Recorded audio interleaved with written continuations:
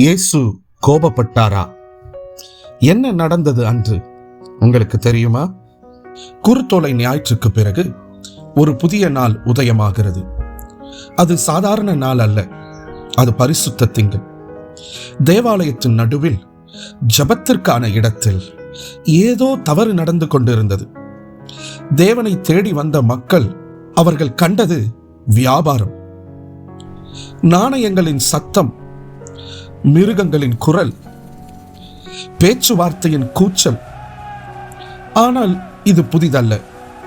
பல ஆண்டுகளுக்கு முன்பு தீர்க்கதரிசியாகிய ஏசாயா மூலம் தேவன் சொன்னார், என் வீடு எல்லா ஜனங்களுக்கும் ஜெப வீடாக அழைக்கப்படும்.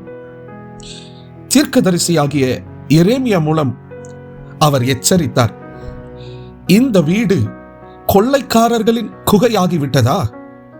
இப்போது அந்த நேரம் வந்துவிட்டது. பரிசுத்த திங்கள் அன்று இயேசு தேவாலயத்துக்குள் நடக்கிறார். ஒரு சாதாரண மனிதராக அல்ல, தேவனுடைய சத்தமாக. அவருடைய கண்களில் நீதியின் தீ, அவருடைய இருதயத்தில் பரிசுத்தத்தின் பாரம். மேஜைகள் புரண்டு விழுகின்றன, நாணயங்கள் சிதறுகின்றன, முழு அமைப்பும் குலுங்குகிறது. இது சாதாரண கோபம் அல்ல, இது தீர்க்க தரிசனத்தின் நிறைவேற்றம்.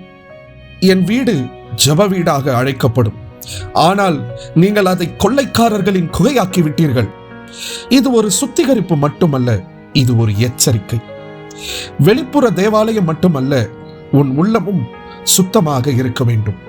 தேவாலயம் சுத்திகரிக்கப்பட்டது, ஆனால் அதைவிட மனிதர்களின் இருதயமும் அழைக்கப்பட்டது.